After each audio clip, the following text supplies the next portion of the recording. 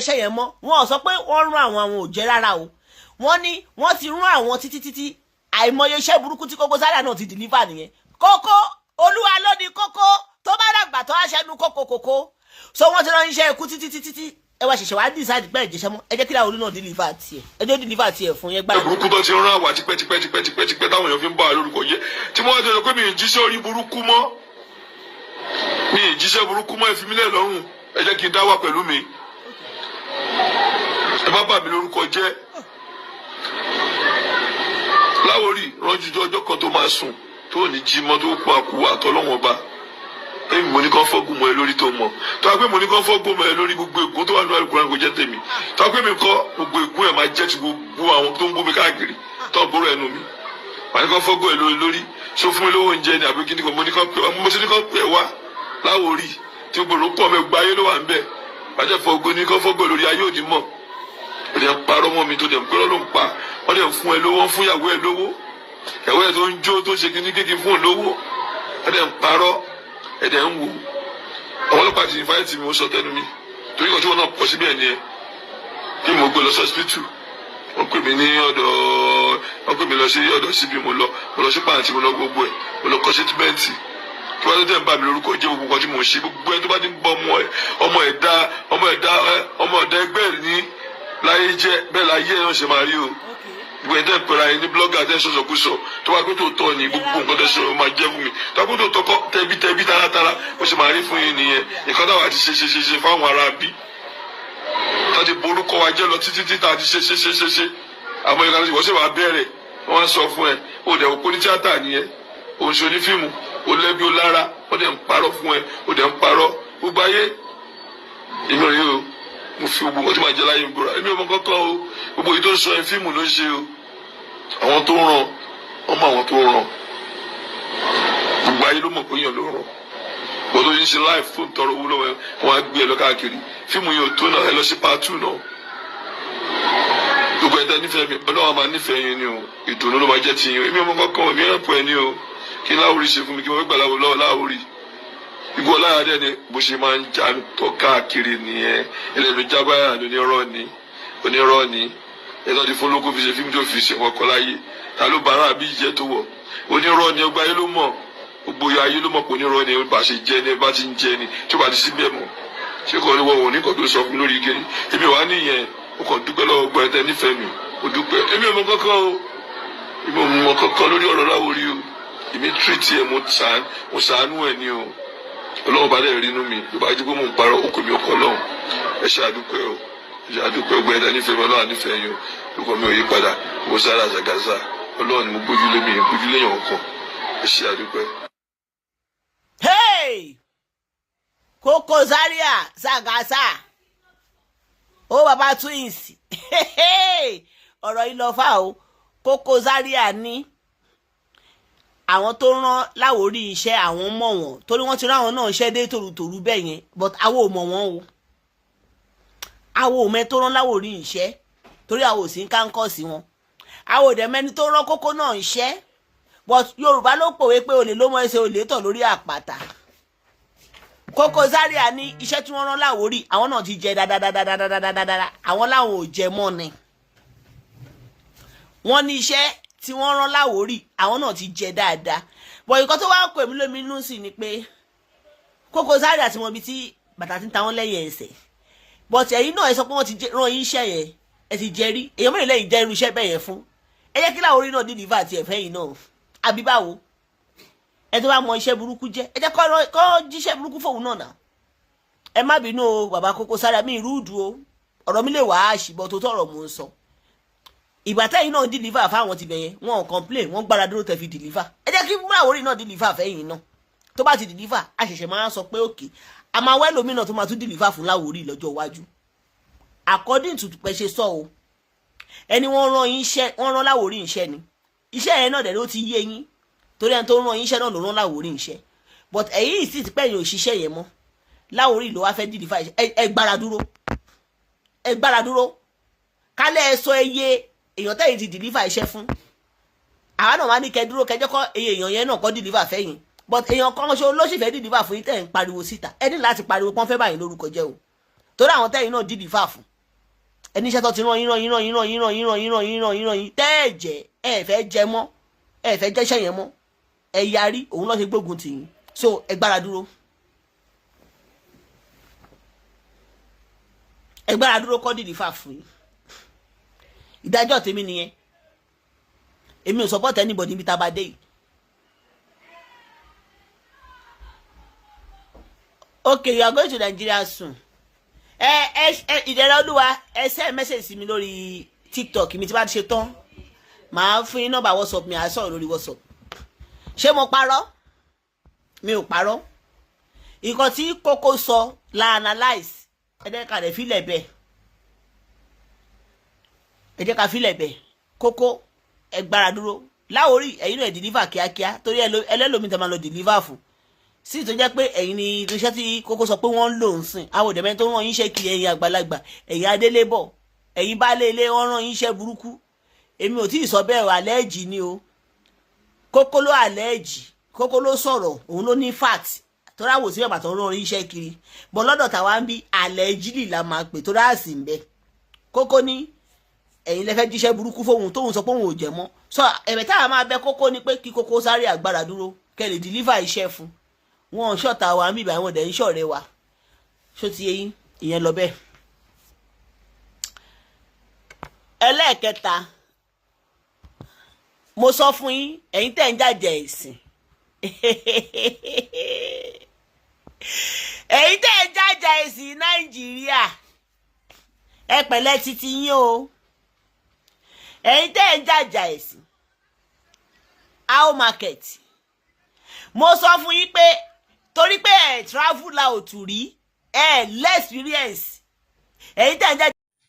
Masali kaoribaya kasaida ya gaba gbọ́rọ̀ àṣẹ látẹnu mi ìwọ tó lè ṣàmì lórúkọ Jésù ọ̀dájú ogun tó ní tòun bá rẹ́yìn òun ò ní padà lórúkọ Ọlọ́run bàbá tọmọ tẹ̀mí mímọ́ iná Ọlọ́run kò jó dànù orúkọ mi ní Prophet Ṣólóyè Táíwò bàbá orí òkè àṣẹ àtagbára látòrí òkè àṣẹ àtagbára tó wà ní Gbẹ̀ǹkú area Olódó garage nílùú Ìbàdàn máa sádàdí kàfà gbọ́ọ̀rọ̀ Olúwa ọ̀dájú ènìyàn tó ń bá ọ rìn tó lóun ní jẹ́ kó rógòlù láyé irú ẹni bẹ́ẹ̀ lórúkọ Jésù idà ọ̀run kó gé wọn dànù wòmísà Olúwa rán mi sí ọ̀pọ̀lọpọ̀ àwọn ènìyàn kí ni tó Olúwa dẹ̀ fi rán mi sí ọ òun náà ni pé má sọ ìrètí nù dádì àti mọ́mì jọ̀ọ́ mo bẹ̀ ọ́ ó lè ti gbàdúrà lóòótọ́ ó lè ti gbààwẹ̀ lóòótọ́ ó lè ti lọ oríṣiríṣi orí òkè lóòótọ́ ṣùgbọ́n sá Olúwa ní kí n sọ fún ọ pé gbogbo ohun tó ń béèrè tó ti rí yẹn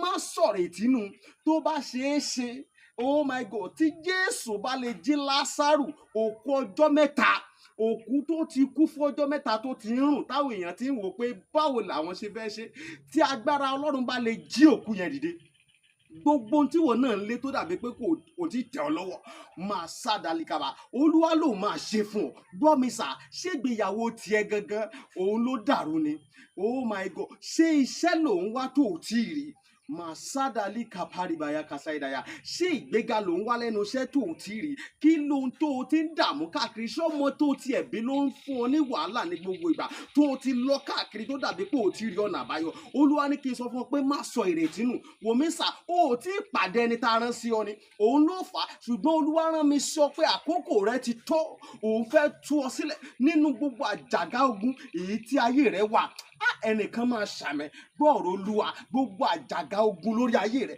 gbogbo àjàgà ogun lórí àyànmọ́ rẹ lórúkọ Jésù iná Ọlọ́run kó jádànù wòmísà bóyá o tiẹ̀ wà lókè òkun ò ń ṣiṣẹ́ ṣùgbọ́n síbẹ̀ ò lákòjọ bóyá o tiẹ̀ wà lókè òkun ò wáwé ìgbèlú ṣùgbọ́n ó ti dààmú káàkiri ṣùgbọ́n ó dàbí pé kò tí ì tẹ̀ ọ́ lọ́wọ́ bóyá o tiẹ̀ wà lókè ní Nàìjíríà tí wọn náà ń lé visa ṣùgbọ́n tó jẹ́ pé gbogbo ìgbà ni wọ́n ń decline visa rẹ̀ gbọ́ ìròyìn ayọ̀ rèé fún ọ Olúwa ló fẹ́ yọ̀ǹda rẹ̀ fún ọ pẹ̀lú ọwọ́ agbára mi ò ní àkókò tó pọ̀ ṣùgbọ́n tó Olúwa rán mi ní sí ọ ni pé jẹ́ àjọ gbàdúrà papọ̀ jẹ́ àjọ wá ojú Olúwa kí ni orísun ogun tó ń jà ọ́ gan wọn ò tí ì rí orísun ogun tó ń jà ọ́ ló fi dàbí pé kò tí ì sí ọ̀nà àbáyọ jẹ́ kí n gbàdúrà pẹ̀lú rẹ jẹ́ n sọ́nà fún ọ tí Olúwa bá sọ fún mi lórí ọ̀rọ̀ ayé rẹ ìwọ náà jẹ́ àjọ gbàdúrà lé lórí tó wá wò pé ṣé lóòótọ́ ṣé wòlíì ni mo pè ní àbí kì í ṣe wòlíì wo mi sà tó o bá pe wòlíì ìwọ kọ́ ni wàá ṣàlàyé orísun ogun tó ń jà ọ́ wòlíì lolúwa máa mí sí tí ó sọ àṣírí ogun tó ń jà ọ́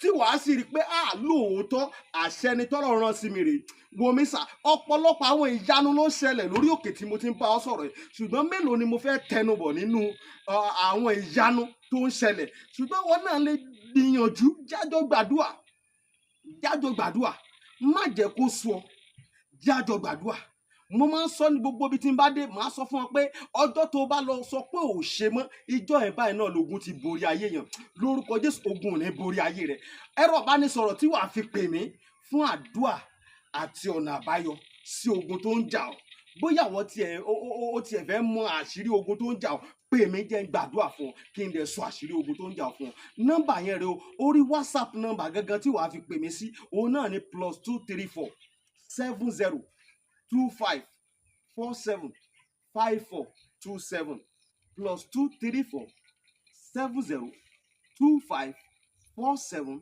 5427 lórúkọ Jésù àánú máa yanjú ọ̀rọ̀ rẹ gbogbo bí tó ti dé tó dàbí pé kò sí ọ̀nà àbáyọ ní kété tó o bá ti ń pè fún àdúrà lórúkọ Jésù wàá rí ọ̀nà àbáyọ ògo ni forúkọ Olúwa Jésù Olúwa wa àmín àmín àmín lórúkọ Jésù stay blessed in Jesus name. jẹ́ sí Nàìjíríà yẹn àgàgà yìí mùsùlùmí yẹn ẹ̀yin hoodlums ẹ̀yin hoodlums tẹ́ wà nínú Islam yẹn ní Nàìjíríà yẹn because travel out kò lè mú yín kẹwàá exposure it's good to be an exposure if you are exposure you have exposed your brain will be exposed but because you lack exposure you believe after Nigeria is Aljannah.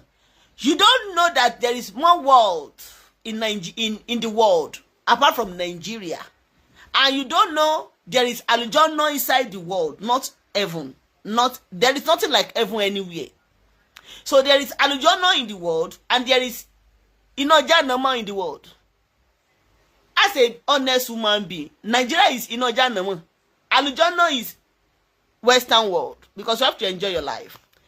Now, Afa Labibu, Sheikh Labibu, àbí Shehu Labibu, àbí Imam Labibu, Lagbaji.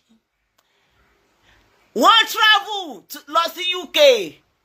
Atẹ́gùn United Nations, Atẹ́gùn United Kingdom. Ó fẹ́ sí Afa Lagbaji, Sheikh Lagbaji. Ó fẹ́ sí wọn ní ọpọlọ. Mentality wọn ó change, ó wà spicy. Mo máa gbé yín débẹ̀ o. Àní Sheikh Lagbaji, Sheikh Lagbaji tí wọ́n wé láwà nílá ẹ̀ nígbà tí wọ́n wà Nàìjíríà Mendunla Blangata àwọn reasoning the reason of reason umọ̀ wọn ó yàtọ̀ but when he now visited United Kingdom he says of Umo the breeze of United Kingdom breeze into this brain and it made in thinking faculty be humanitarian, to be loved, to preach loved, not hatred. Now, nínú ẹ̀yin hoodlums, tẹ́ pera yín ní Mùsùlùmí ní Nàìjíríà yẹn, tẹ́ jẹ́ hoodlums, tẹ́ local. Tí yan Sheikh Lagbaji bá ti dé sí Nàìjíríà, mo máa rọ̀ yín, ẹ lọ visit Sheikh Lagbaji. Ẹ lọ gba oríire, Mẹ́kà lọ kọ́ lọ sí moríire bọ̀ o. Sheikh Lagbaji mú oríire bọ̀ láti ìlú ìyá Ṣàlí London níbi tó ti ná pound sterling wọ́n tún gbé new mentality dé ẹ lọ ọ̀gì wọn kí ẹ achieve nínú àlùbáríkà tí wọ́n gbé bọ̀ yẹn téèyàn bá lọ Mẹ́kà kò gbá àlùbáríkà bọ̀ Woodlums ló gbé bọ̀ but téèyàn bá lọ sílùú London Sheikh Lagbaji lọ sí London wọ́n dẹ̀ gbé àlùbáríkà bọ̀ àti mentality tó máa change brain Mendunla Blangata yín ẹ̀yin hoodlums tẹ́pẹ́ra yín ní Mùsùlùmí ní Nàìjíríà yẹn go and hug Sheikh Labib kó tó pin tán kẹ́lẹ̀ lọ gba àlùbáríkà tó ń bọ̀ láti ìlú ìyá Ìṣàlẹ̀ United Kingdom kí lè àlùbáríkà tí Sheikh Lagbaji mú bọ̀ láti United Kingdom mo máa play ẹ̀ fún yẹn fún ara yín lẹ́ máa gbọ́ fún àfọ́ ẹlẹ́nu tọ́mtọ́m àfọ́ hoodlums àfọ́ àtẹ́tí ẹ̀ gbé kàmọ́ àfọ́ àtẹ́tí ẹ̀ dàbí etí ehoro sára ṣàṣà lọ hug Sheikh Lagbaji láti gba àlùbáríkà tó ń bọ̀ látọ̀dọ̀ ìyá ṣàlí. Gbogbo ẹjẹ́ wọn sọ pé ẹ lọ sí Mẹ́kà àlùbáríkà wọn bẹ̀ ndc fara yín ni. Ẹ ṣe visa ẹ lọ sí UK, ẹ lọ sí Canada, ẹ lọ sí America, ẹ wá sí Europe, I mean the EU lápapọ̀, ẹ wá gba àlùbáríkà. Ibẹ̀ gọ́gọ́ làlùbáríkà humanitarian wà. Ẹ lọ Mẹ́kà yẹn ẹ kàn lọ ń sọ̀kò ni ẹ lọ ń cause violence. So Sheikh Lagbaji wọ́n lọ Mẹ́kà wọn mú àlùbáríkà bọ̀, ṣùgbọ́n wọ́n lọ sí London lọ́dọ̀ ya ìṣàlí wọ́n kó àlùbáríkà tó pọ̀ lọ́pọ̀lọpọ̀ wá. Irú àlùbáríkà wo ló kó wá ẹ̀jẹ̀ gbé yín débẹ̀ ẹ̀yin fans mi. Bọ́lá say, are you advertising for us? Mi advertise fún yín o, torí pé àfáà yẹn wá sí London ká ní Germany náà lọ́wọ́ máa sọ tọrọ o, mi ní parọ́ o. Tí Sheikh tó bá lọ Germany bó ṣe change yẹn máa sọ fún yín náà ẹ̀jẹ̀ gbé yín débẹ̀ ó yá. UK tí mo wà yìí Ọlọ́run fẹ́ fọ́n fẹ́nẹ́sìn. mo bí yàrá yẹn náà dáa kódà ọmọ òyìnbó ọmọ UK yìí kò tó bẹ́ẹ̀ láti display ọ̀rọ̀ religion sẹ́nìkejì rẹ̀ wọ́n máa jèlè ẹni. Yẹ́rẹ́ máa kọ́ ni ọ̀rọ̀ pàní ọba lọ sí London kọ́ lọ ṣerú ẹ̀ gbogbo òun ráyè sí Nàìjíríà. Wọ́n lọ parí. Tọ́ bá bí ire. Wọ́n lọ bí ọjà. Yẹ́rẹ́ bẹ́ẹ̀ ni. Wá síbí kó wá pàdé ẹnìkan kó wá pàdé ẹnìkan kó wá lóun fẹ́ àtàkì ẹ̀ tó gbé kò kírun. Ṣé ká máa pa wọ́n ni? Àwọn tá a jọ lẹ́tọ̀ọ́ sáti gbáyé àjọ wà ń community yìí ni. So ká wá pàdé wọn ká máa lọ ọ̀ràn gbogbo ṣé bó ṣe wá gbọ́ náà nù. Àbí àtòrí pé ńgbà táwọn àti ìsìlámù nísìn. Àwa ní gbogbo ẹni tó wà láyé tí ò tí ì kírun. Àmọ̀ wọn mọ́. Àmọ̀ wọn mọ́. Allah. Ṣé ànábì ò bẹ́lẹ̀bọ ṣe ni? Ṣé ànábì ò bẹ́lẹ̀bọ gbé Mọ́kà ni? Ṣé kò bá bẹ́lẹ̀bọ gbé Mọ̀dínà ni? Ìwà yẹn náà wọ́n sọ̀rọ̀ ní. Ànábì patronize wọn náà. Mẹ́tọ́dì táwọn àgbàlagbà lò tàbí ráwọn èèyàn wẹ̀sẹ̀ sìn. Gbogbo wọn ti gbé jùlẹ̀. Tí wọ́n kẹ́fẹ́ sọ̀rọ̀ Ọlọ́run. Tí wọ́n kẹ́fẹ́ sọ̀rọ̀ Ọlọ́run. Ó ní wọ́n sì máa ń sọ̀rọ̀ Ọlọ́run. wọ́n sọ̀rọ̀ Ọlọ́run. Ìjà lẹ́ ń jà ẹ̀ sọ̀rọ̀ Ọlọ́run. Ìjà làwọn yẹlẹ́ mọ àtàwọn yòókù wọn ń jà. Mọ́mí Erelu. Kẹ́ àtàkì ẹ̀ lórí social media ẹ̀ sọ ọ̀rọ̀ Ọlọ́run. Bá wa jà ní ẹ̀ sọ̀rọ̀ Ọlọ́run. Tí wọ́n kẹ́fẹ́ sọ̀rọ̀ Ọlọ́run. Tí wọ́n pé ilé rẹ̀ ká ní pé Islam bá dàbí ilé kan. Tẹ́kẹ́ èèyàn lè kọ́ fúnra rẹ̀. Ṣé wo fẹ́ kí ilé rẹ̀ bàjẹ́? Fóònù tẹ́ fi ń ṣe prógámù yìí tí gbogbo yín fi ń bú wa yìí tẹ́ fi ń ṣe ọ̀dà ló ṣe. Ẹ má lo fóònù mọ́, kò ní dáa fún yín dábàá lo fóònù. Gbogbo yẹn sùn. Kí ni wọ́n ń lo fóònù sí? Yẹlẹ́ máa wọ́n ń sọ wá lọ fóònù tó wá tún lọ fóònù wọ́n ní òní yí ọ́. Lọ́rọ̀ dàgbé ogun dáná bí ọba ti lò. A gbọ́dọ̀ máa lò ó. Wọ́n ní ó sì èrè kú ni. Ṣé ti ń gbọ́ sí pé atẹ́gùn United Kingdom ó fẹ́ sí orí Sheikh Lagbaji?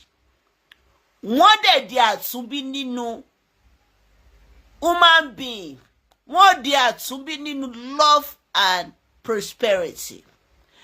Àfá yẹlé mọ́ àfá tó nípalẹ́pọ̀ nígbà tí kinní kú yẹn Murphy Afọlábí tí mo sọ pé ó nípalẹ́pọ̀.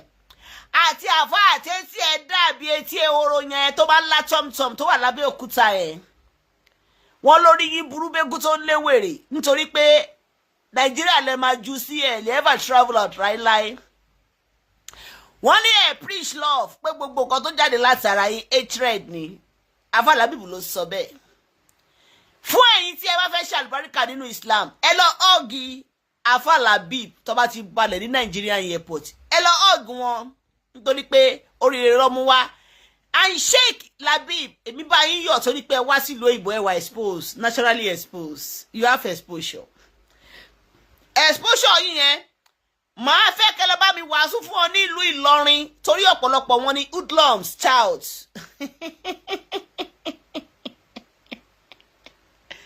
Sheikh Labib màá fẹ́ kẹ́ gbé exposure yín yẹn lọ sí ìlú Ìlọrin láti lọ wàásù fún wọn nípa humanity come first before religion, love come first.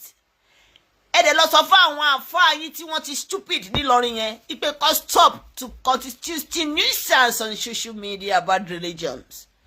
Kí wọ́n fi àwọn èèyàn sílẹ̀ kí wọ́n ṣe ẹ̀sìn wọn kí ẹ lè ráàánú gbà. Èmi bá yín yọ̀ o Sheikh Labib pé orí yín fọ́ká síbẹ̀ orí yín dúró digbí tẹ́lẹ̀ mi kó yín jẹ ṣùgbọ́n ó sì mú kó yín jẹ Ọlọ́run. Ìpè mentality imagine o ẹ kàn lọ ṣọlùdé ní London ni o mentality yín dẹ̀ change. Ẹ wá imagine kẹ́kọ̀ọ́ gbé bẹ̀ fọdún méjì. Ẹ máa ti lọ náìsì jù.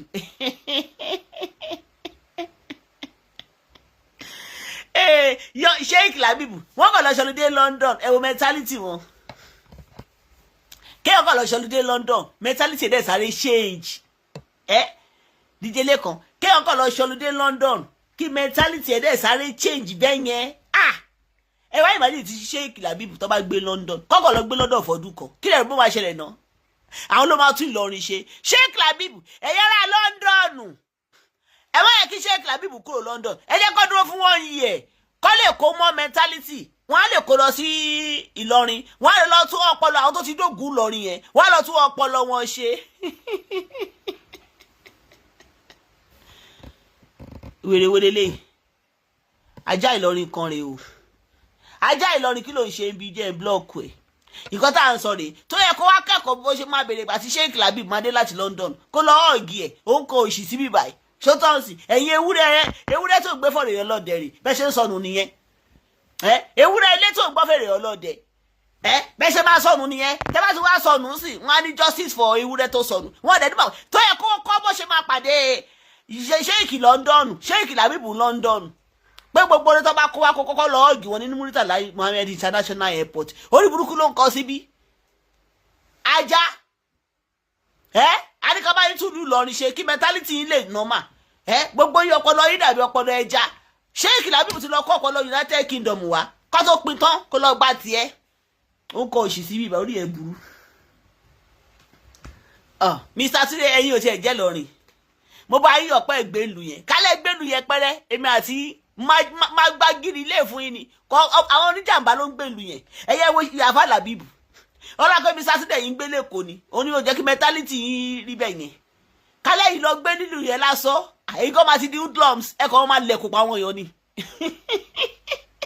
gbogbo aláǹgbà lẹ máa pátán àwọn ará Ìlọrin wọn fojú aláǹgbà àtọmọ nílé pípa ni gbogbo ẹ̀rọ wọn fi jó oògùn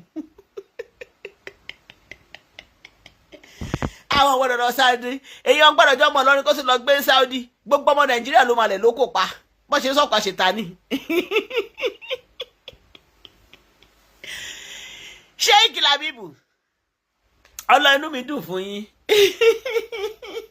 Mr. Tunde ẹ lọ́wọ́ Sheikh Labeeb tó bá ti dé wàhálà Sheikh Labeeb ẹ bá tí wọ́n dẹ̀ ti jàrí o mo bá wọn jà pé irú àfa wo rèé àfa yóò ṣe kíní but unfortunately tí àfa yẹn kọ́ ní London báyìí tátẹ́gùn ya ṣàlì ìbájú o sọ́mà ní Sheikh Labeeb lọ sí London ìbájú wọn lọ wíta wọn máa ti lọ sweet jù gbogbo òtútù yẹn máa wọ̀ wọ́n lọ́pọ̀lọ́ bẹ́ẹ̀ wọ́n máa kú wọ́n máa set tí wọ́n kò dé sí Nàìjíríà báyìí wọ́n kò máa sọ pé àlàáfíà ni fún yẹn o Assalamu alaikum bẹ̀ yẹn o olúwo ya àyàgbọ́ àyàtọ̀ o àbọ̀rúbọyè o wọ́n kàn máa kí àwọn èèyàn pẹ̀lú ìfẹ́ ni ìmájì àwọn àfọ àtọ́ adìpalẹ́pọ̀n àtẹ̀létí kákó ìlétí káláwálé etí ẹ̀dá mi ṣọ́ọ̀ṣì tó kọ́ sínú oko girama mi wọ́n pàtẹ́pọ̀ wọ́n bú Sheikh Labeeb orí yín burú ẹ̀yin náà ẹ gbàdúrà kan fún yín fisa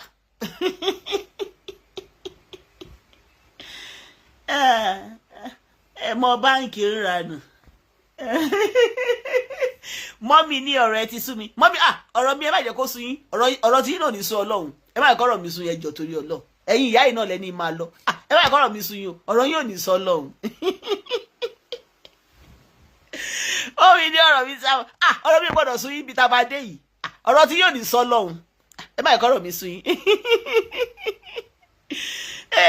Sheikh Labeeb mi dẹ̀ Sheikh Labeeb ẹ̀dẹ̀ wá Germany London lásán lè dé ohun tí mentality yìí ṣe tẹ́wá dé Deutschland ńkọ́ ẹ má bọ̀ ní wọ́n tẹ̀ wá láìkí Sheikh Labeeb yẹn Sheikh Labeeb ẹ jẹ́ má bọ̀ ní Deutschland Ọlọ́run mo ti kó yín jẹ bẹ́ẹ̀ ṣe wà yẹn mo kó yín jẹ pé ẹ kàn ti ẹ̀ píríṣì ẹ ti ń fọ́ orí àwọn àfáà torí wọ́n ti lùkúdé torí wọ́n ti dógùn yẹn Sheikh Labeeb ti fi àìpò fọ́ mo kó yín jẹ àmọ́ mi lè pa yín Kẹ́mi Ọláògùn mi lè pa yín Kẹ́mi Ọláògùn ẹ lè rẹ́rìn dáadáa Sheikh Labeeb wọ́n dé London báyìí wọ́n kó àìpò dání ni àìpò tọ́bẹ̀ fi fọ ọpọlọ àwọn àfàtòkù wọ́n fọ àwọn àfàtòkù lè pè lórí social media láì tí dé Nàìjíríà ẹ̀rọ ìbàdí ti Sheikh Labeeb bá dé Nàìjíríà gbogbo àwọn àfáà lọrin ti yí ta tí Sheikh Labeeb bá dé pẹ̀lú mentality tó ń gbé bọ̀ gbogbo yín ló máa fi àpò fọ orí yín fún ìtẹ̀sẹ̀ ń jẹ́jẹ́ to play fún yín. UK tí mo wà yìí ọlọ́run mi fún fẹ́nẹ́sìn. wo bí aláyẹ náà dáa kódà ọmọ òyìnbó ọmọ UK yìí kò tó bẹ́ẹ̀ láti display ọ̀rọ̀ religion sẹ́nì kejì rẹ̀ wọ́n máa jẹ́lì ẹ̀ ni. Yẹ́rẹ́ máa kọ́ ni ọ̀rọ̀ pani ọba lọ sí London kọ́ lọ ṣerú ẹ̀ gbogbo ìrora yìí sí Nàìjíríà wọ́n lọ parí. Tọ́ba bí ire. Wọ́n lọ bí ọjà. Yẹ́rẹ́ máa ń wá síbí kó wá pàdé ẹnìkan kó wá pàdé ẹnìkan kó wá lóun fẹ́ àtàkì ẹ̀ tó gbé kò kírun. Ṣé ká máa pa wọ́n ni? Àwọn tá a jọ lẹ́tọ̀ọ́ sáti gbáyé àjọ wà ń community yìí ni. So ká wá pàdé wọn ká máa lọ̀rọ̀ gbòǹgbò ṣé bí wọ́n ti wá gbọ́ náà nù. Àbí àtòyí pé ńgbà táwọn àti ìsìlámù nísìn. Àwa ní gbogbo ẹni tó wà láyé tí ò tí ì kírun. Àmọ̀ wọn mọ́. Allah. Ànábì ò bẹ́lẹ̀ bọ́ ṣe ni. Ṣé ànábì ò bẹ́lẹ̀ bọ́ gbé Mọ́kà ni? Ṣé kò bẹ́lẹ̀ bọ́ gbé Mọ̀dínà ni? Ìwà yẹn náà wọ́n sọ̀rọ̀ jù gbé ni. Ànábì patronize wọn náà. Mẹ́tọ́dì táwọn àgbàlagbà lò tàbí ráwọn èèyàn wẹ̀sẹ̀ sìn. Gbogbo wọn ti gbé jùlẹ̀. Tí a kẹ́fẹ́ sọ̀rọ̀ Ọlọ́run. Tí a kẹ́fẹ́ sọ̀rọ̀ Ọlọ́run. Ó ní wọ́n sì máa ń sọ̀rọ̀ Ọlọ́run. Ìjà lẹ̀ ń jà ẹ̀ sọ̀rọ̀ Ọlọ́run. Ìjà làwọn yẹlé mọ àtàwọn yòókù wọn ń jà. Kẹ́ àtàkì lórí social media ẹ̀ sọ̀rọ̀ Ọlọ́run. Bá wa jà ní ẹ̀ sọ̀rọ̀ Ọlọ́run. Tí a kẹ́fẹ́ sọ̀rọ̀ Ọlọ́run. Tó bá pé ilé rẹ̀ ká ní pé Islam bá dàbí ilé kan. Fẹ́ kí èèyàn lè kọ́ fúnra rẹ̀. Ṣé wo fẹ́ kí ilé rẹ̀ bàjẹ́? Fóònù tẹ́ fi ń ṣe prógámù yìí tí gbogbo yín fi ń búwa yìí tẹ́ fi ń sọ̀rọ̀ ló ṣe. Ẹ má lo fóònù mọ́, kò ní dáa fún yín tẹ́ bá lo fóònù. Ẹ̀yin àfọ́ olórí ibú àfọ́òfò àfọ́ àyà tẹ́ bá ń bú àwọn ẹlẹ́bọ ẹ máa ṣègbè dànù ṣé tí ń gbọ́n sí ipe ṣé kìlà bíbù sọ pé àwọn ẹlẹ́bọ aláṣẹ fóònù ṣé tí ń sọ pé àwọn ẹlẹ́bọ our technology gifted.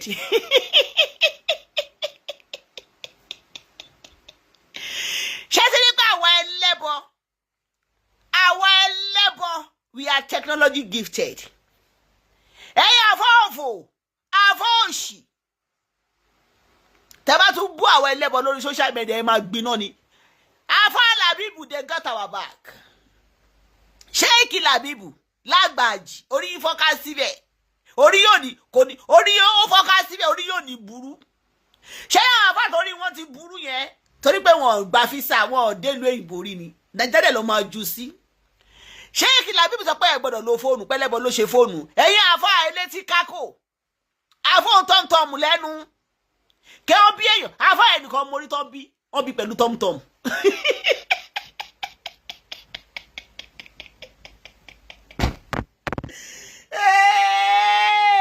Ó lọ fà ó mi ò rí lẹ́jọ́ tí mo ti délé ayé mi mi ò rí àwọn tó bí pẹ̀lú down syndrome gan wọn ò ní tọ́mtọ́mù àfọ́ ẹnìkan ní tọ́mtọ́mù wà lẹ́nu ẹ̀ national tọ́mtọ́mù ni àbọ̀ ní CEO of tọ́mtọ́mù àfọ́ tọ́mtọ́mù afọ́tò Alábẹ́òkúta yẹn ni tẹ́tí ẹ̀ gbé kà mọ́ báyìí tá bá fẹ́ kírun gbogbo ẹ jẹ́ kí n fa fìlà mi díẹ̀ ẹ̀yin tẹ́ ẹ̀ wò mí lórí Facebook tá bá fẹ́ kírun ọ máa ṣe tí rẹ̀ báyìí pé Allahu Akbar Allahu Akbar bọ́ afọ́ ilé ẹ̀ ní láti fọwọ́ ṣe tiẹ̀ etí ẹ̀ tí already gbé kà mọ́.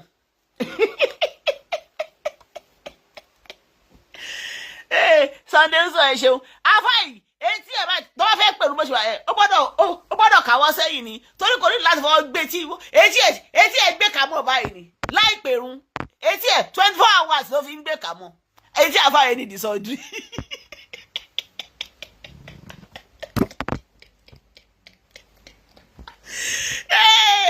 wàhálà etí àfáàyè etí ẹ̀ ní ìdìsọ́jú ọmọ ànábì ní tòótọ́ torí nínú àfọ́ Abẹ́òkúta kí ló tètè gbé kà mọ́ bẹ́ẹ̀ náà ṣé ìyá ẹ̀ gbé kà mọ́ ní oyún ẹ̀.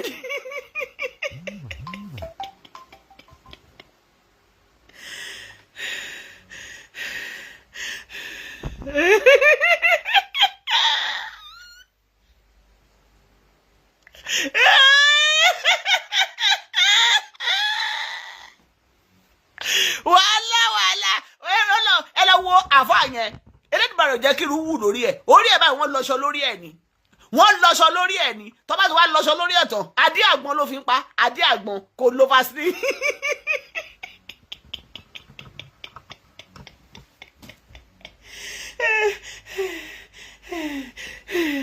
àfáà yẹn nìkan ló ní pírọ́blẹ́mù méjì lágọ̀ọ́ ara number 1 àfáà yẹn ugly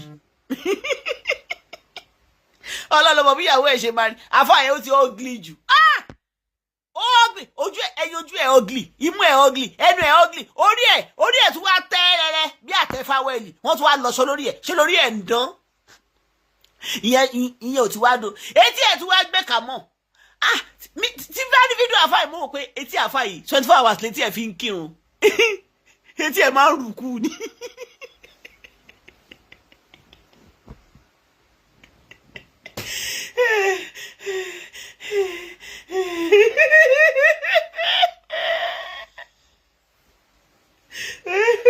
Bọ̀dà jáde etí àfáà ẹlọ́wọ́ etí àfáà tó wà ní Abẹ́òkúta yẹn etí ẹ̀ báyìí ó máa ń rùkú etí ẹ̀ òkè kò sùn jújù rí etí ẹ̀ ó máa ń tà wáàfù ni àwọn tó lọ bẹ́ẹ̀ kàwọn kan máa ń tà wáàfù ṣùgbọ́n etí àfáà yẹn báyìí etí ẹ̀ dẹ̀ ó dẹ̀ lé tètè báyìí àti ìṣẹ́wárí etí ajá tájá wá fẹ́ gbọ́ nǹkan téèyàn sọ lájà yẹn máa gbọ́n etí ẹ̀ báyìí etí àwọn tó máa ń tẹ̀lé ajá tó wá fẹ́ bá ajá sọ̀rọ̀ ajá yẹn máa ṣe tí báyìí bọ̀ òun etí tòun ó kàn dúró síbẹ̀.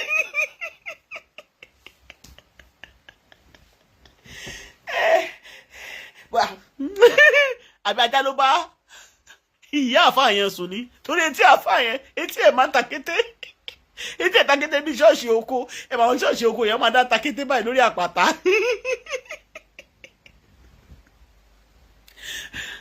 Àfọ́ lórí ibú yóò ní pa mi àfọ́ òfò.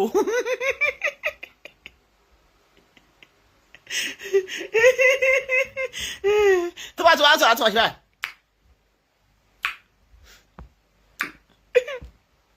Money are fine. You are born with naturally tom-tom. Àfọ̀ nípa lẹ́pọ̀. Ọlọ́run mo mú kọ́ ẹ̀ ṣe máa rí. Ìyókù ẹ̀ máa ti rí kú. Torí gbogbo ìkàwé ẹ̀ ló ti rí. Òkú ẹ̀ máa ti rí. Àwọn kọ́ tó máa ń dún tó máa ń lá tom-tom yẹn ló kọ́ àfáà yìí.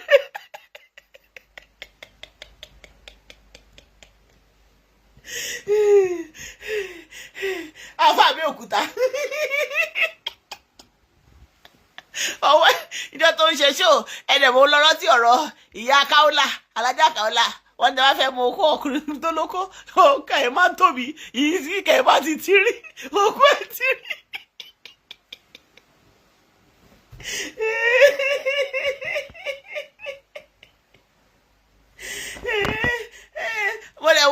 mo dẹ̀ ṣe ń wà fáyé tó ń ṣe báyìí etí ẹ̀ tí wọ́n á gbé kà mọ́ mo tún wá àwọn orí ẹ̀ pé wọ́n lọ ṣe lórí ẹ̀ mo wá tí wá rí ojú ìka ẹ̀ wá ẹ̀wọ̀ ìka mi ẹ̀wọ̀ ìka tèmi ìka mi sì straight ìka àfáà yẹn ó wá tí rí ó wá rí sọ́bọ́dọ́ mo ní eléyìí alamọ́rọ́ tàlájà kan là pé àtàǹpàkù.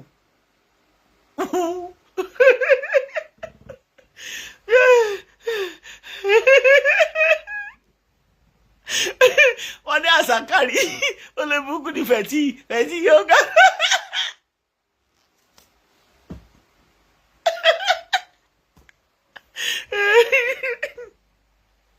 Ẹjẹ mú bí ẹ ẹjẹ mú bí ẹ ẹjẹ mú bí ẹ.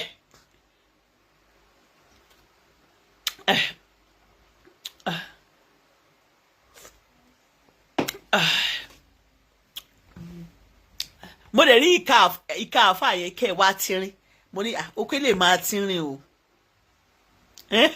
okó ẹ̀ máa tínrín okó ẹ̀ máa tínrín o àfáà tó ńlá tọ̀tọ̀ bí alájà kan náà ló sọ pé táwa fẹ́ mọ ọkùnrin tó kó ẹ̀ tóbi ẹ jẹ́ àlọ́ wò ká wọn mo dẹ̀ wá wò ká àfáà yẹn okó ẹ̀ tínrín àwọn kan tó máa ń tínrín tó máa ń dàbí okó èkó ló yẹ ẹ ti rí okó èkó lórí.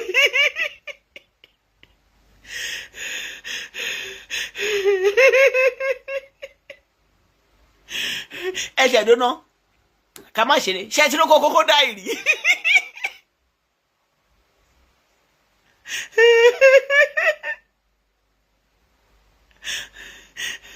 Ṣe tí ló kó kókó dá ìrì.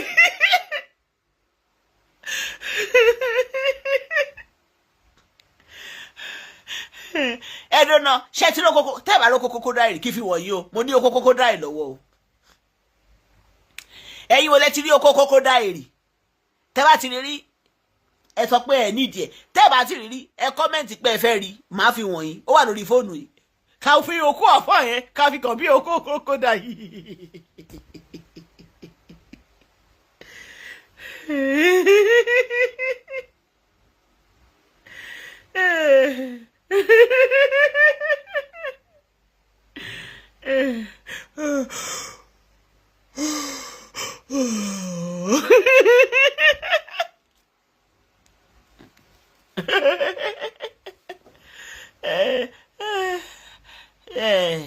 Fẹsẹ̀ pé true àsákàrí lẹ́gbàá máa ti rin ṣé lẹ́gbàá lórúkọ ẹ̀ léwọ̀ orúkọ ẹ̀ Abẹ́òkúta ṣáàlì mọ̀ tó máa ń sọ lẹ́nu àfà yẹn ẹ lọ wò ìka ọwọ́ ẹ̀ àfà máa àìdì ìka ẹ̀ o má sọ mí do nírọ̀ o.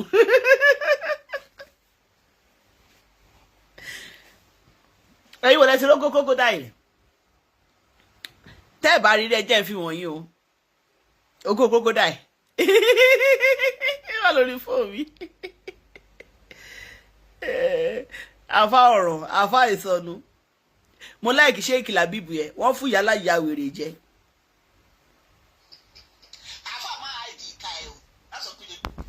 ẹ jọ mọ̀ wẹ́ fún mi ní ìṣẹ́jú kan mo bọ̀. ẹ má lọ o ṣé ò pọ̀ tá a máa ṣe o ẹ fún mi ní ìṣẹ́jú kan mo bọ̀ o ẹ má lọ o.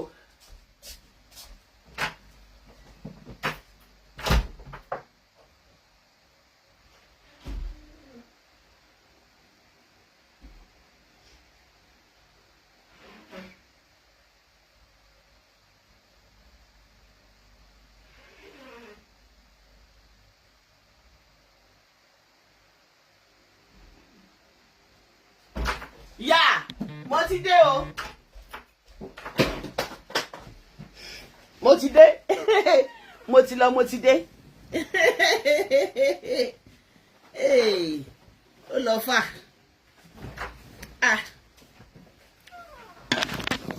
Ẹ̀yin ti Facebook. Fóònù má jàbọ́. Yá. Ẹ jẹ́ ká a ti parí show àfà lẹ́gbà mo ní lẹ́gbà àfà Sheikh Labeeb. Now third one ká tó lọ sórí third show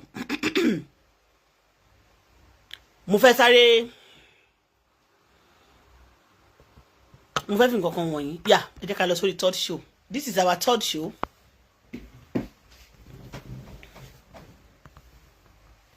This is our third show. Ṣé third show ni? No, fourth show lélẹ̀ yo. Fourth one lélẹ̀. I think this is our fourth video. Mo ti rí oko aláǹgbárí. Fẹ̀tí náà ló ń rí ìrìkúrì. Fẹ̀tí ló ti rí oko aláǹgbárí.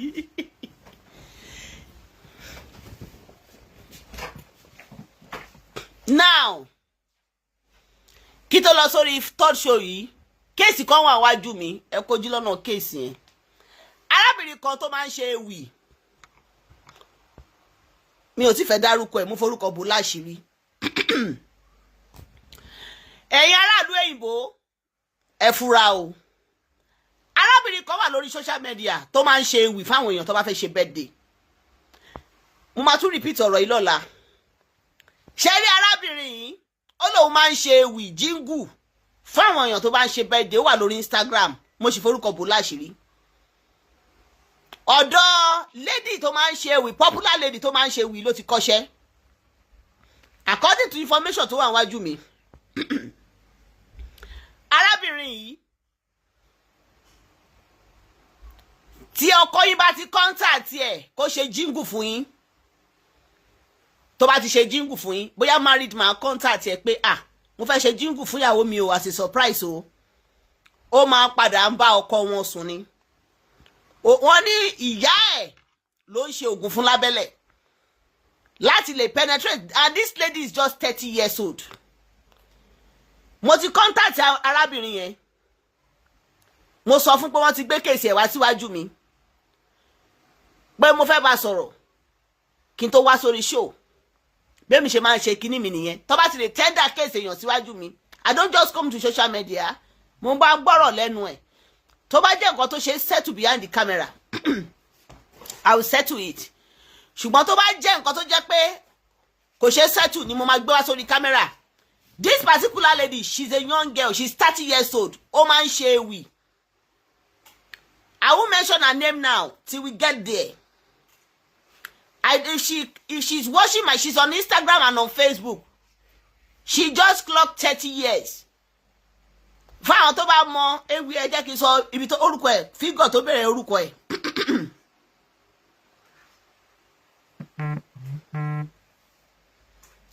Lórúkọ ẹ̀ ti bẹ̀rẹ̀. Shanta, I heard your name. I fear no bagger. O lè wá máa sọ pé òun fi ewì, òun ṣe jíngù fáwọn èèyàn, kó máa fi dalé àwọn èèyàn rú, kó máa fi máa fọ́ ọkọ ọlọ́kọ. This particular lady now, ó ti fẹ́ dalé èèyàn kan rú ní London. Ọkọ woman ẹ lọ ṣe ewì lọ́dọ̀ ẹ ní. Láti bẹ̀rẹ̀ lọ́wọ́ ìṣe lọ́kọ́ bẹ̀rẹ̀ sí ní fly lọ Nàìjíríà lọ bá. Tí ọmọ yìí dẹ̀ ọmọ 30 years ni, tó ń sọ fún ọkùnrin yẹn pé kó mórí obìnrin yẹn, ìyẹn ìyàwó ilé yẹn kó mórí wá kó fọrùn lẹ̀.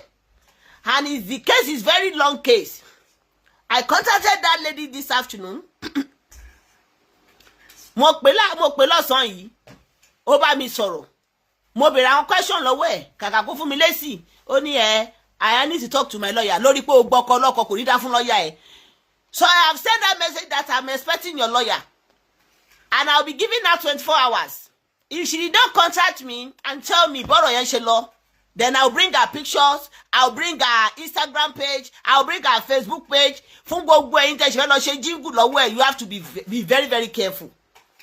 Don't allow your husband, because wọ́n contact ọ̀gá ẹ̀ tó kọ́ṣẹ́ lọ́wọ́ yẹn lòun ti lé dànù pé torí pé ó fẹ́ ọ̀rẹ́ ọkọ òun tó dẹ̀ ń fẹ́ náà, ìyẹn náà níyàwó lé ni. Wọ́n ní bó wíkẹ́ yẹn ṣe máa ń ṣe nìyẹn. Ó ń fi ewì, ó fi ń bojú. If your husband contacted that girl, kó ṣe jíngù fún yín, ó máa ẹ́ta ọkọ yín, ẹ̀rọkọ yín mọ́ nìyẹn o. Ẹ̀rọkọ yín mọ́ nìyẹn o. Ìwọ tọ́kọ ẹ bá ti contact ẹ̀, yípo kó ṣe jíngù fún yín, lórúkọ ẹ̀ ti bẹ̀rẹ̀. I still cover your name now. That girl, kó sọ fún. I will be giving her 24 hours to get in touch with me. Nípa máa tó ń fẹ́ ní London yẹn. Mi ìwọ́n kéèyàn ṣe orin lọ́wọ́ ẹ̀ kó fi ṣe jíngù fún ìyàwó ẹ̀ ẹ̀dẹ̀ kọ̀yìn wọn àti ìyàwó ẹ̀ síra wọn. Èmi ò ríro eléyìí o. Ẹ̀yin tẹ́ ń ṣe jíngù kiri ẹ máa wo bí tẹ́ máa ti ṣe jíngù o. Ó lóun ṣe Shanta, kíní kan Shanta lórúkọ ẹ̀ ti bẹ̀rẹ̀. Shanta, kíní kan mo ti contact ẹ̀ lọ́sàn-án yìí. Mo dẹ̀ sọ fún pé I'm waiting for a lawyer because I have a case to treat. Tóun àti lawyer ò bá get in touch pẹ̀lú mi, we start the case on social media because we need to save some home. This girl is on social media to hunt people. So ẹ̀yin ọkùnrin tẹ́ bá fẹ́ ṣe jíngù fún ìyàwó yín, ó bẹ́tà kẹ́ ẹ má kàn ẹ̀yin ọkùnrin tẹ́ wà ń lo òyìnbó yẹn. You want to do jingle for your wife if your wife is doing birthday. It's better for you. You tell your relatives to contact those people doing jingle. Àwọn ọmọbìnrin òṣì ọ̀pọ̀lọpọ̀ wọn tó sọ pé àwọn ṣe Shanta lórí social media. They are on social media to hunt for rich men. Rich men tó dẹ̀ fẹ́ hunt fún wọn ọkọ̀ kílẹ̀ ọ̀làdàwòrò o. I'm giving you warning now. I'm giving you warning now. So be very, very careful. So I'll be waiting for her. If she did not respond to my message, then I'll bring it on social media. I'll bring it on social media. We should get it started to save some people, most of you living in London. Call it safe ilé yín. Ní ṣe jíngù ṣe o. Bẹ́ẹ̀dẹ̀ ò ní di nǹkan tó máa pààyàn lẹ́kún o. Torí èmi ò rí relé rí. Àtẹ̀wá dẹ̀ fẹ́ ṣe jíngù lọ́wọ́ wọn. Ṣé wọn kọ́ ẹ máa fún wọn lórúkọ ìyàwó yín? Ẹlòmíì máa fún wọn lórúkọ ìyá ìyàwó ẹ̀. You all that you are doing jingle, stop giving people your wife mother's name, your husband mother's name. Why will you only lẹ́fẹ̀ẹ́ ṣe? Why tẹ́ ń fún àwọn tó ń ṣe Shanta àbí tó ń ṣe jingle? Why tẹ́ ń fún wọn lórúkọ ìyá yín? Why tẹ́ ń fún wọn lórúkọ ìyá ìyàwó yín, ìyá ọkọ yín? Why? Bó ṣe wọlé sí lára nìyẹn. Tẹ́ bá fẹ́ ṣe jingle pé bóyá ọkọ ẹ̀ ń jẹ́ lúkúlúkú o, rọra kí lúkúlúkú happy birthday o. Èwo ni lúkúlúkú ọmọ sùmọ́nù, lúkúlúkú ọmọ ṣúkùndì, lúkúlúkú o ọmọ rúkà o, ó ṣe birthday lọ́jọ́ tèmi. You don't do that. Next I say I will sing it myself. Ṣé olórin lẹ́yìn ni? Lórúkọ ẹ̀ ti bẹ̀rẹ̀ Yamayikun ní I have seen àwọn òfin. Ti gbé kéèsì ẹ̀ wá. Mo máa ṣe kéèsì ẹ̀ tó wọn gbá ski. Mi ìfẹ́ mọ̀kọ́ sí bàbá ńlá kú bàbá lọ́yẹ̀ ẹ̀fẹ́ ṣe. Ọmọ yẹn ń ṣe èrè gan-an, ọmọ 30 years. Ó gbọ́kọ lọ́kọ. Máa yẹn láti fly gbé ẹ lọ sí another state ní Nàìjíríà. Ó lọ káàpù ọkọ lọ́kọ mọ́lé. you now saying you èmi ò rí eléyìí o lórí pé a ṣe jíngù dàrán jíngù lásán la ṣe o jíngù lọ ṣe o ẹ̀yin ará ìlú èyìnbó ẹ jẹ́ má jẹ́ kọ́kọ́ yín contact àwọn ní jíngù òfò lórí social media ẹ má jẹ́ kọ́ contact àwọn ọmọ òṣì tó wà Nàìjíríà yẹn tó sọ pé àwọn ṣe jíngù bàbá olóṣó ni nígbà tí bá sọ fún pé ìyàwó ilé náà ẹ̀ dìrà tẹ́ ẹ̀ dáhùn àwọn ọmọ òṣì tó láwọn ṣe jíngù pé ìjọba fẹ́ ṣe bẹ́ẹ̀dì ẹ jẹ́ wọ́n lọ tí má ti bẹ̀rẹ̀ sí ní blọ́ọ̀gì gẹ̀ yẹn kẹ́rì kankan má lọ ṣe jíngù lọ ìwò tó bá gbọ́kọ̀ ẹ ló gbé lọ fẹ́wù nìyẹn má sọ pé kìsì kíní kan tó lè lọ fẹ́ create awareness yẹn I'm waiting for her to contact me. If she did not contact me, then I will start her show tomorrow. Let me write it. If I didn't see your response, your case will be Mbo.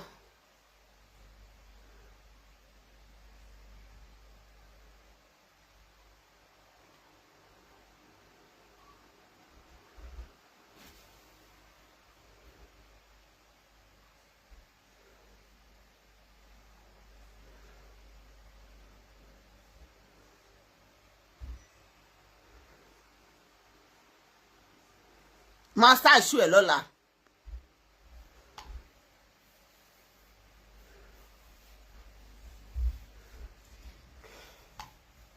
Master ṣú ẹ lọ́la. Zimama yọ ẹ fún ìṣèké. Èmi kò mọ̀ pé mi ní ẹ fún mi dẹ̀fẹ́ ní ẹ fún. Ẹ̀yin tẹ́ fẹ́ lé ẹ fún ẹ máa lé ẹ fún kiri. Èmi ò ní ẹ fún mi dẹ̀fẹ́ lé ẹ fún. Mi dẹ̀fẹ́ mọ̀ bóyá ẹ fún kọ́ exist. Mi dẹ̀ believe nínú ẹ fún. Maybe because we need to save many people's home. Because this guy but that contact guy lóhun ti lè lọ wípé àwọn tó bá ti contact pọ̀ fẹ́ ṣe jíngù wọn ló ń dó ọkọ wọn kiri wọ́n fi ògùn fẹ́ wọn ni. So we need to create awareness, otherwise our sisters living in diasporas and our mothers tọkọ wọn bá contact pé kó ṣe jíngù fún wọn ó ń gbé ọkọ wọn ni. Lakeside. No, guy here, mo ti write here. If I did not see your response tomorrow, you and your lawyer, I will start your case tomorrow. Tell you with the Indian lawyer ba. Abonshire in Nigeria. You go do the case with evidence. You snatch people husband. Kéèyàn ṣe jíngù lọ́wọ́ ẹ̀. Bá mi kí ìyàwó mi ó ṣe birthday o. Èló lówó iṣẹ́ wọn fún ẹ lówó iṣẹ́. O gba details orúkọ ìyàwó. O gba details orúkọ ìyá ìyàwó. O lọ parí iṣẹ́ síbẹ̀. Ọkọ wa bẹ̀rẹ̀ sí ní lé ẹ kiri. Èmi ò rí rele rí o. Èyí tẹ́ bá fẹ́ ṣe jíngù. Don't give all those jingle bell, chanter, jingle chanter your mother's name. Don't do that. Tó bá possible gan, ẹ fún wọn ní alias orúkọ yín, because all this information, these people are keeping it to use it against you in future. Ẹ̀yin ará ìlú òyìnbó, I'm telling you now. Tó bá dé lò fún yín, tó bá sì lè dárúkọ orúkọ ìyá yín nínú jíngù tó ṣe fún yín, àwọn ọ̀tá tó fẹ́ rí yín mú tó ń orúkọ ìyá yín tẹ́lẹ̀, wọ́n máa píìkì ẹ̀ nínú jíngù yẹn, because èèyàn lè ṣe jíngù fún ẹ kó máa post ẹ̀. Be very very careful. If you are doing jingle on your birthday, don't put your mother's name. Put just your name. You are the one doing birthday. Must people know your mother's name? Must people know your mother's name? We are telling you now. And so fún yín sí. And so fún yín. Not October Sheleton, you'll be calling Z. We are telling you now. You cannot spend money and now cry again after birthday. Olórí burúkú làwọn tó wà lórí social media yẹn. All of them are looking for opportunity. One, they care kí lọ́lá dáwọ́rọ́. They just want to enter and eat what they want to eat. They don't want to build, but they can destroy. Be very, very careful. All these small girls. Small girl. That guy is 30 years old. You know that? You now snatch someone's husband. From jingle to husband. It ain't love how. And we go bring her face on social media tomorrow. We go bring her face. Wọ́n ní pé ìyá ìgbóná òun gan bá àwọn gbarumọlẹ̀ níwájú. Wọ́n lọ́mọ Ọlọ́rin ni wọ́n. Wàá bá gbarumọlẹ̀ níwájú. Who cares? Ìgbárùmọlẹ̀ ni wàá bá níwájú. Dáadáa òṣì. Ìyẹn lọ bẹ́ẹ̀ jàre já ṣe show wa. Àti create awareness yẹn fún yín. Bó dé ẹ̀wùn yẹn lọ máa wá àwọn ní jingle kiri. Tó bá ti gbọ́ ọkọ yín lọ ẹ má pè sí. Ẹ já wé. Àwọn ọmọ Nàìjíríà yẹn tó yẹ pé bọ́ ṣe wà yẹn wọ́n wà desperate gan. Àwọn tó ń gbé Nàìjíríà yẹn. They are so desperate. Wọ́n ti wà desperate jù. And a lot of you living in diaspora, you think they love you. They don't love you. They are looking for opportunity because of the suffering in Nigeria. Gbogbo wọn kàn wọ́n wá opportunity bí tó máa lọ rárí mọ́ just to because of suffering. Yamayegun. bóyá bí máa yẹn ṣe ní kó bá àwọn kìyàwó òun tí máa ṣe gbogbo òun ló ràn mọ́ lójú. Very stupid girl, very stupid girl tó wá ń lérí sí ìyàwó ilé yẹn. Ọmọ yẹn láyà o, mo máa gbé ojú ẹ̀ wá. Ìkọ́ náà dàbí àrùn tó ń boyún jẹ́, tẹ bá rí ìkọ́ náà wọ̀lọ̀wọ̀lọ̀ ní iwájú ẹ̀gbẹ́ ẹ̀yìn ẹ̀gbẹ́, ó kọ̀ dàbí gísan rí. Tó bá yẹ pé àwọn ọkùnrin míì gan orí yín burú, ẹ máa ní obìnrin tó lẹ́ran lé, ẹ máa wé gungun bọ́gọ́ kiri, iṣẹ́ yìí jájá ni. Ajá nìkan ló máa ń fún lé gungun, ajá nìkan ló máa ń fún ní dọ́ọ̀gì, ló máa ń fún ní egungun. Láyàn, ìran láyàn ní báyìí ń jẹ gungun láyé, ó máa ń jẹran jọ̀bọ̀jọ̀bọ̀ ni, ó máa ń jẹran jọ̀bọ̀jọ̀bọ̀ ni. Ṣùgbọ́n ọkùnrin ajá nìkan ló máa níyàwó tó lẹ́ran lé, tó dẹ̀ máa wá bọ́gọ́ kiri. Bọ́gọ́. If you see this woman, very beautiful woman with 3 children, àdẹ̀wárí kan náà tó ọkọ fẹ́ gbé, ìyẹn náà dàbí kan tó ń boyún, àrọ̀ tó ń boyún jẹ́ báyìí, ó dàbí James Brown. Ẹ mọ̀ bí James Brown ṣe gbẹ tó sọ pé òun ní HIV. Ṣùgbọ́n bọ́mọ yẹn ṣe gbẹ nìyẹn. Ó pè rẹ̀ ní kíní Shanta, mi fẹ́ porúkọ ẹ̀ tán. Tí ó bá gùn mi máa porúkọ ẹ̀ tán. But mo sì fún ẹ ní Doubting Thomas that you will contact me. Mo fún ẹ ní Doubting Thomas that you if you did not contact me, tomorrow evening I'm doing your show. I'll mention your name and nothing will happen. Nothing will happen. Kò fọkọlọkọlẹ̀. I'm a tiger and husband snatcher Shanta o. Your company is husband snatching. You are snatching people's husband. That nobody should shanty in your Shanta again.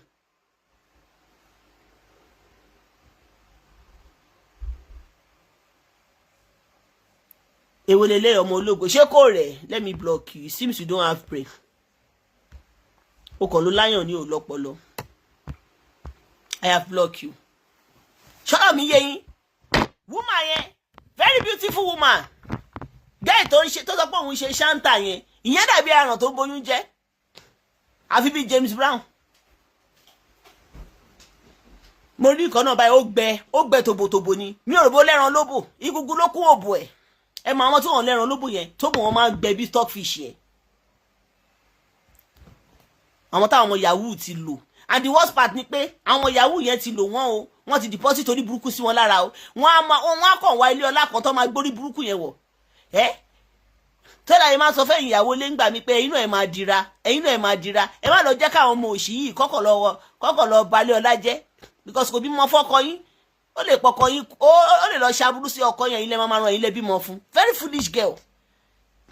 Tomorrow I go do her show. Tó bá ti bí ìyá ẹ̀dá, she should not contact me. I go bring her picture, I go bring her Instagram name, I go bring her Facebook name to create awareness that you living in diaspora don't contact this girl. Otherwise, support the law.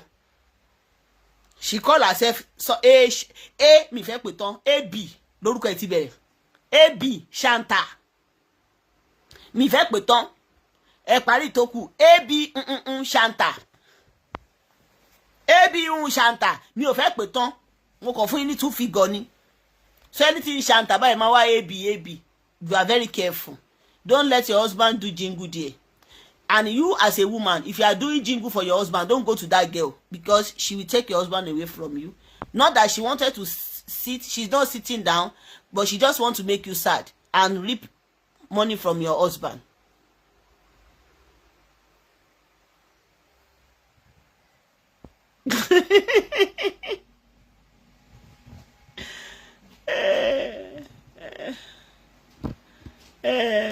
Lakeside said, my wife owed me very well. Iran ma wà lára Lakeside yìí. Ẹ̀yin náà ẹ má rìnrìn bẹ̀ṣìbẹ̀ṣì. Tẹ́ bá rìnrìn bẹ̀ṣìbẹ̀ṣì lọ́dọ̀ àwọn ọmọ burúkú tó wà Nàìjíríà yẹn. Àwọn ọmọ yẹn máa ń sí abẹ́, wọ́n máa rìn gan. Àwọn ọmọ yẹn sí abẹ́ o. Kò sọ́kùnrin tó máa kọlù wọ́n lẹ́ẹ̀kan. Life ẹ̀ máa remain the same o. Be very careful out there. All those girls outside, be very careful. Àwọn ìyá wọn tún bá wọn rìn sí torí poverty tó ń ṣẹlẹ̀ ní Nàìjíríà ó mú àwọn ìyá wọn máa sàmì sára àwọn ọmọ wọn obìnrin ọkùnrin tó bá ti lù ó lùgbàdì ayé. You have to be very careful outside there, especially you all living in diaspora. Ẹ mọ̀ pé ó ti pẹ́ tẹ̀ ti jàjẹ́ sára ẹ̀yin tẹ́ ń gbé ìlú òyìnbó yẹn ó ti pẹ́ tẹ̀ ti jàjẹ́ sára. You have to be very careful. Ẹ wà very very careful pẹ̀lú àwọn ọmọ tó wà ní Nàìjíríà yẹn. Àwọn ọmọ tó sọ pé àwọn ń ṣe Shanta lórí social media yẹn. They are hunting for the successful men living in diaspora and they are ready to do anything to have what they want. So you have to be very very careful. Ẹ jẹ́ àṣẹ ṣó lọ. Ẹ jẹ́ wo eléyìí. This boy is heartless. An elderly man requested him to help him charge his phone, but unfortunately, he smartly replaced his SIM card with another one before returning his phone back to him, and thereafter, he almost emptied his account. He has made a withdrawal of a total sum of 160,000 naira left in the elderly man's account before he was nabbed. Bàbá yìí tó ń mú ẹ tó ẹsùn síbi dáadé tó ń mú fóònù fún ẹ ṣé bàbá mú fóònù fún ẹ ìwọ ló béèrè pé bàbá ẹ mú fóònù yín wọ ẹjẹ ló bá yín charge àbí wọ́n dẹ̀ mú fún ẹ mọ́jú ìgbà tó máa di jọ́ kejì síìmù yín ti change inú fóònù wọ́n ti change síìmù yín kò ṣe síìmù yín ló wà ń bẹ̀ mọ́ bàbá dẹ̀ rí pé bàbá ní ó kó owó wá fáwọn pé ó kó 200 márùn káwọn bẹ́ẹ̀ transfer ẹ̀ sí àkáǹtì àbí ó fún wọn 200 naira yẹn wọ́n wá fún wọn lákàntì ọmọ bẹ́ẹ̀ transfer sí wọ́n transfer sí àkáǹtì yẹn fún àìwé ìnọ́mà àbí lẹ́yìn tó fún ẹ fóònù lálẹ́ kó bá wọn charge kílẹ̀ tó mọ́ ó ti yọ síìmù wọn ò bá síìmù nú ẹ̀ mọ́ ìgbà tí bàbá wa pé síìmù àwọn kọ́ nílé wọn wá pé lọ sí báǹkì wọn káwọn lọ búlọ́ọ̀kù àkáǹtì ẹ̀kọ́ ti yọ síìmù àwọn ìgbà tó máa dé báǹkì wọn ní kó bá wọn wo statement of account wọn wọ́n rí pé bíi 160,000 ti dín ní àkáǹtì wọn ẹ print statement of account yẹn jáde fún àwọn àbí ìgbà tó máa print yẹ ó jẹ́ àkáǹtì tí wọ́n múlẹ̀ farabalẹ̀ ó wà bíi má ka fún ẹ má fi wọ́n ẹ má gí o ó jẹ́ àkáǹtì tó múlẹ̀ ní on the 10 pé wọ́n bẹ transfer 1,000 sí àkáǹtì yẹn lọ́kọ́ fi yọ 50,000 ọkọ́ wọ́n fi yọ 50,000 kejì. Hello, mo ń gbọ́ yín. Ikú ló máa pa bó ṣe ń pa àwọn èèyàn ṣe bó sọ pé òun fẹ́ contact lọ́ọ̀yà ẹ̀ ni èmi mọ̀ pé ó lọ dira ni èmi ti sọ ẹ wo mo ti sọ ẹ reference díẹ̀ ọlá má bẹ̀rẹ̀ ṣù ẹ gbàgbé gbogbo òṣì tó lọ ń sọ yẹn àbúlé burúkú lọmọ ẹ má gbọ́ kọ táwọn èèyàn bá sọ ẹ má kí ẹ má gbọ́ torí ra àwọn ọmọ bẹ́ẹ̀ yẹn tí wọ́n bá fi wọ́n jòfin ilé ọlá ṣìpọ̀ tó fẹ́ sọ dàwòrò ẹ wo ìjọ tẹ bá ti lè sọ fún mi kí gbẹ́sẹ̀ kúrò bá ti gbẹ́sẹ̀ kúrò mi ní dá sí mọ́ o tẹ bá ti padà pè mí lórí ọ̀rọ̀ yẹn mi ní dá sí mọ́ o.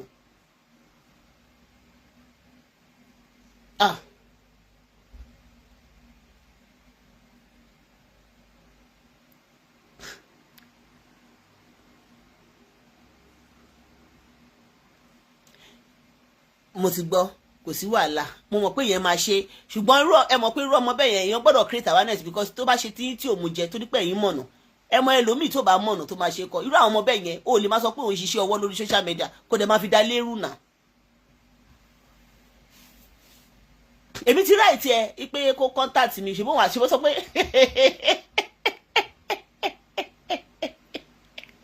ó wá sá lọ. ṣé ó lọ sárúkọ mi wò ni ṣé ó bẹ̀rù zì ni.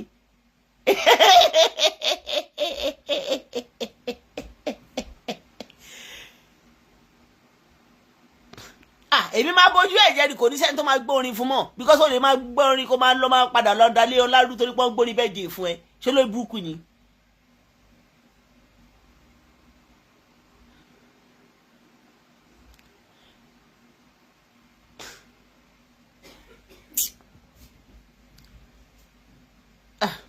ọlọ ẹ ti tutù ju ẹyin tẹ tutù báyìí náà lọ wọlé sí lára ẹ ti tutù jù jàre ẹyin ẹwẹ rẹ kì í ṣàṣírí kan fún yín ẹni lajúlẹ̀ kan bá ti ń jẹ because ẹ bá lọ lajúlẹ̀ àwọn èèyàn kàn máa sọ pé àmúwọ́ Ọlọ́run ni Ọlọ́run ti kọ́ ni àmúwọ́ òṣìwò nìyẹn èèyàn ló lọ lajúlẹ̀ èèyàn ló lọ sùn lé.